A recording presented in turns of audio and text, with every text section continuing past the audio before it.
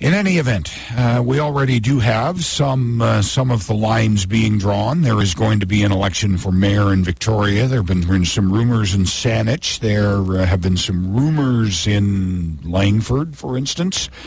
There is going to be an election for mayor in Esquimalt. The current mayor cannot expect re-election by acclamation. Her challenger is in studio, and there may be more. Who knows what will happen in the next few months, but a challenger is in studio with me this morning, and I'd like to take this opportunity to introduce. Now, you probably know a lot of folks in Esquimalt already. Scott Attrell, good morning, sir. Good morning, Frank. How are you? Oh, just fine, thanks. Thanks for coming in. So, you're not currently sitting on council. No. Your candidacy for mayor is, I have to say, a bit of a bolt of lightning to me. Get ready for more than that. Okay. Why? What motivates it? What's under your skin that's caused you to get involved to this story? I've been a businessman in the Esquimalt area for 15 years, in the Victoria area for 30 years. And I can tell you, being a businessman in Esquimalt and having all these municipalities, doing all these projects with lackluster timelines, they say a project for an intersection will take 6 or 8 months. It takes 2 years. They say a bridge should be 8 months, and it takes a year and a half. Just recently, every time I get my business going, these idiots get in the way. And I'm not here to listen. I'm here to talk. I closed my business today to come here to talk with you and the people out there. The reason why this happens is because the municipal turnout, not only for people running for council, but also people going to vote, is dismal, especially in Esquimalt at 18% the last election. Mayor Barbara Desjardins got in with 1,200 votes. I've got 2,500 people in my database that come to my shop routinely to get haircuts. I'm not here to present my campaign with anyone else's ideals, with any challenging notion that someone's going to override my ability to have a reason to make decisions. The citizens of Esquimalt will decide if my ideas and concerns are valid and worthy of their vote. Now, when you run for the mayor of any area, you also run to be a director of the CRD. Yeah, it's true. And this is where everything's getting messed up. And the CRD has blown everything up. Everything they've touched, they've blown up in the last little while. And I've seen it over and over and over again. That includes the septic treatment plant. It includes the table scrap program. It includes all of the infrastructure building. It includes the reduction of lanes and increase of bike lanes and flower pots, which has created congestion. The greenhouse emissions are going up, not down. If they're concerned about an environmental answer to the traffic, this is not it. You need the traffic to flow through. The only mayor I think that has any merit in the whole of Victoria is probably Stu out in Langford, and that's because he allows for access. All right. Well, more specifically, you've touched on some of the issues. I understand that. Your differences with Mayor Desjardins, certainly, she's been critical of some of the decisions the regional district has made. So I have to wonder: are you in fact on the same page on sewage treatment, for instance? No, I don't think so. Mayor Barbara Desjardins and council went into negotiations. At one point, they had $55,000 a year for the next 5 years, plus bike lanes on Lyle. So they were going into negotiations. I'm with Dr. Keith Martin, who said at the very beginning of this whole episode, he said the septic treatment plant is a $1.2 billion boondoggle that will cause more damage to the environment than it prevents. And he also wrote to the environment of the Minister of Environment, Barry Penner, with all due respect, your position is not supported by the facts. Basically, it was told by Dr. Keith Martin that he made stuff up to make this happen. So, as mayor, Attrell would call for and do what he can to stop the project entirely. Entirely, and it wouldn't be, is Macaulay Point the right place for it, or is McLaughlin Point the right place for it? Yes, I'm going along with Rebecca Warburton of the UVic, who stated that the CRD refuses to listen to scientific and academic communities. She stated that the problem with the federal authorities categorized this as a high risk and must be reassessed. And that's exactly what will solve this problem. All right. So let me go to the phones here. I got one of our listeners wants to have a word with you. Kevin, good morning, sir. I'm curious what your guest's view is on amalgamation. Okay, fair enough. Got to happen. Yeah, that's got to happen. And the reason why I want to get on the board of the CRD is so that I can actually tell these people they're being morons. Because look what they do with the table scrap program. They had all these buckets bought up. They distribute them all over the city. They have people separating their garbage, and they got like table scraps under the kitchen sink, so they got fruit flies flying all over the place. Then they put it into a separate bucket. It doesn't have a lockdown mechanism, so they have to use some kind of a bungee cord. And then the raccoons or the rats come out. How did the Black Plague get started? Does everybody remember history? So, and the point being that CRD has difficulty identifying a place to take the scraps to process. Wouldn't you think you'd have that done first? Yeah. All right, Kevin. Thank you for that. I do want to ask you a couple of things specifically about municipal issues. I knew regional would come up. Had to, but. If I understand correctly, and you and I have had a couple of conversations prior to this appearance today, I understand that the one issue that drove you to make this declaration, to run for office, is the improvement project that is planned on Admirals Road. Correct. Your business is on Admirals. Correct. That's why you were affected. I take it by the bridge project. You're talking about the Crayflower Bridge, and yep. Certainly that's well publicized. And there's another episode coming, apparently. Absolutely. Look, the whole area has been inundated with this cycling and pedestrian master plan idea that is again a birth child of the CRD. They believe they're going to force all these people on bicycles and make the driving of cars inconvenient. It's not going to happen. We live in Canada. It's 4 degrees in the winter with driving rains and high winds, and the roads. I mean, Ryder Hegenol was a client of mine, and he said, the reason why I'm a great cyclist is I have to, because the city has so many challenging hills. So it's difficult to cycle. It's made for an athlete. Now, if you want to have a cycling network, and I'm not an anti-bike guy, I've been penned that, but I'm not. If you want to have a network, like the Galloping Goose or the A&N Trail, then do it through the whole city. And where it crosses a busy road, have an overpass or an underpass. Now, I know that sounds expensive, but we're already taking the gas tax from the motorists. We're already taking that money and investing it in the wrong way. And this is because the CRD can't think past another rational idea, which would be to get them off the roads altogether. They don't have insurance. They don't have a license. They strap their kids to the front of their bicycles. My God, these plastic seats, have you seen them? Yes. Got to be crazy. Yeah. I would never do that. If you hit a pothole, your kid's face is first to hit, and then the bicycle and you after. And those death buggies they drag behind, this needs to be off the road, folks. If you drive by on your bicycle past 100 cars, because the tailpipe's pointing your direction, you're sucking in those emissions. And because you're exercising, it's going down into your deep tissues. You don't need that. It's going to cause cancer. So, specifically the Admirals Road project, you mentioned the gas tax. Mm-hmm. Esquimalt is receiving, I believe, is the figure $1.9 million gas tax being contributed to this project on Esquimalt Road, which is not going to create any new lanes for vehicle movement. It's going to create bicycle lanes and turning lanes and flower planters. And have you ever been to a concert?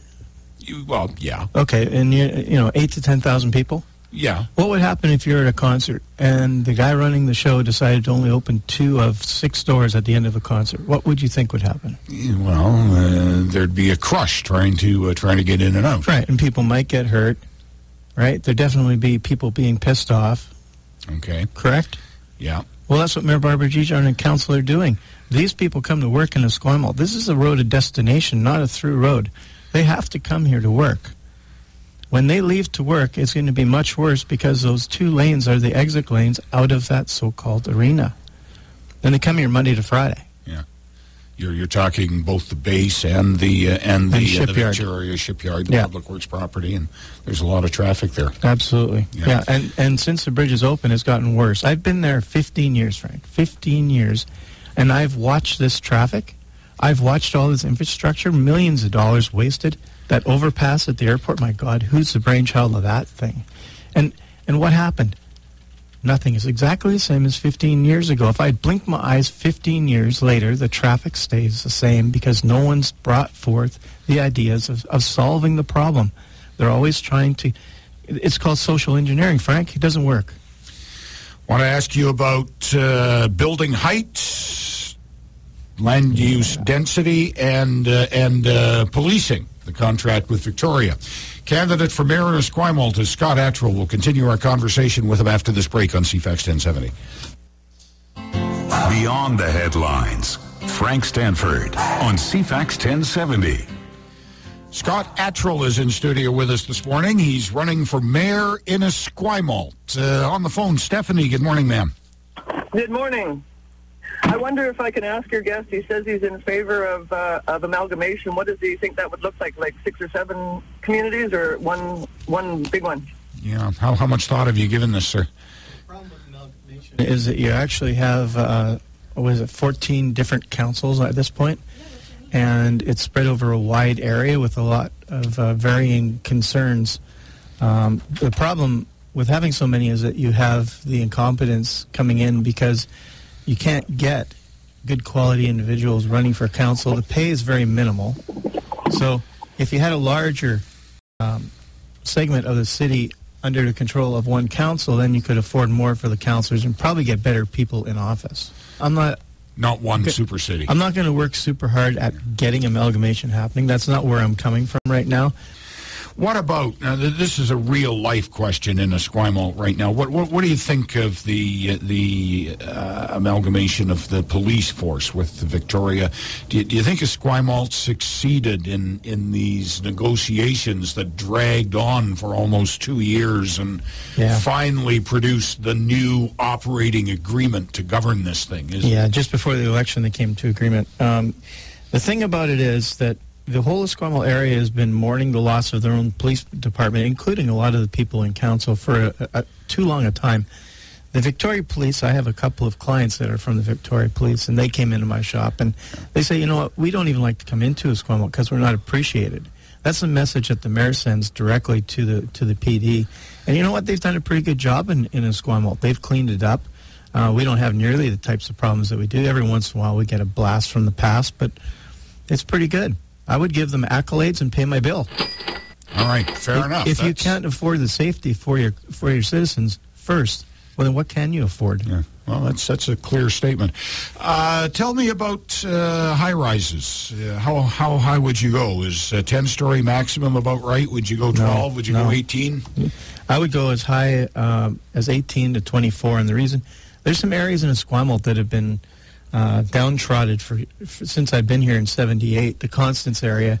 If you build 24 stories, 3 towers, you're not only going to get the people from the military buying those condos, but they're going to have water views from about the 5th floor up. You have to go up in Esquimalt. There's no more land available. We just built this great big huge fire department. It's massive. It's probably the largest building in the whole of Esquimalt.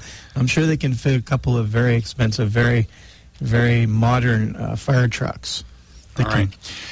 Back to the phones here. Greg, good morning, sir. Hi, Frank. How are you? Fine, thank you. Hey, Scott. How are you doing? Good. Good. I was kind of curious. You know, I'm kind of glad that you're actually running because it really, from my point of view, and I've been in Victoria a long, long time. I come from View Royal, and it's hard to take Esquimalt seriously with all the stuff that's going on. You know, and it's hard to take their councillors serious. I talked to one of their councillors about the Craig Flower speed limit. There's along the golf course there. They put put it in at 40 kilometers. They've got a trunk road along the side of it. It's a main thoroughfare coming into the city.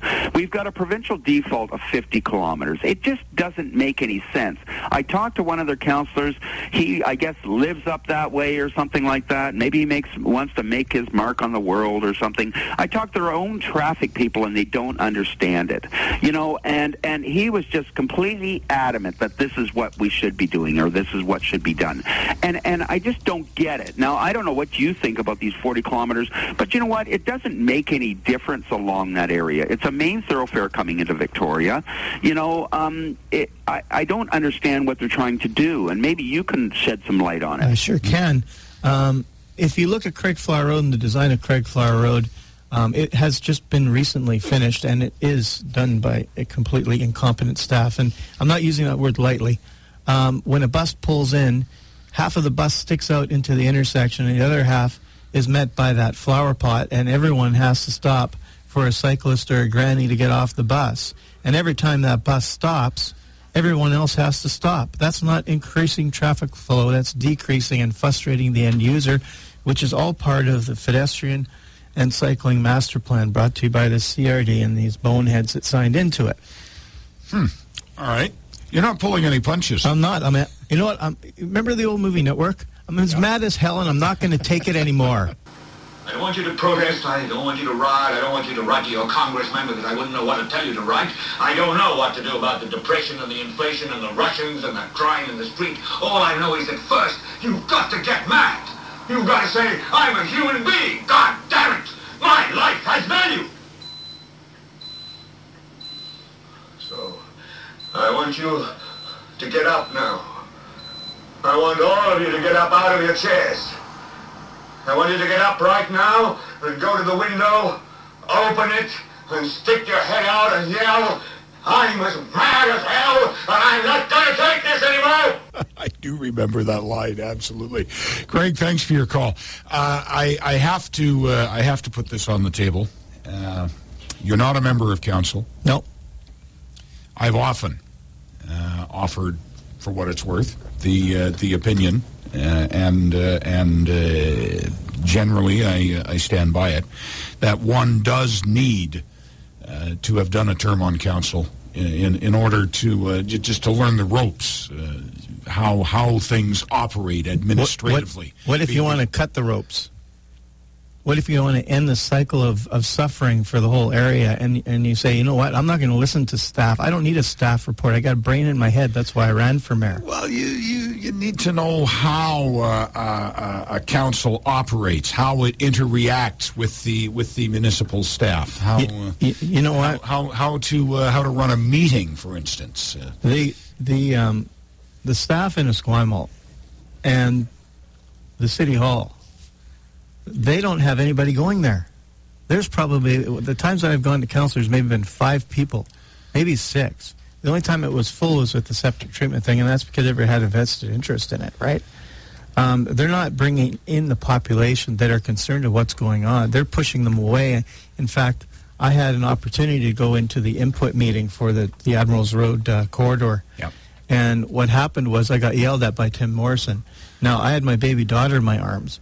I was expressing a concern about them reducing lanes on that road, and he was yelling at me and my baby. And eventually I had to remove myself. Now, my democratic rights with the Esquimalt Council have been throttled on several different occasions. Mayor Barbara Desjardins accepted a petition I put together that had over 780 names on it, and yet in the minutes of the meeting, it said that I presented a document with a few signatures against the proposal. These people came in my shop on their own time to sign this petition because they didn't want this to happen. No, I'm mad. I don't care about setting forth or being part of an organization that exists currently now. I want to reshape it. Scott Attrell, your campaign is underway. I thank you for joining us this morning. Sure. Good luck to you. And you're going to, I sense you're going to shake things up. I'm going to make things happen, Frank. All right. That was easy. Coming up at 10 o'clock, CFAX 1070 News with Steve Duffy.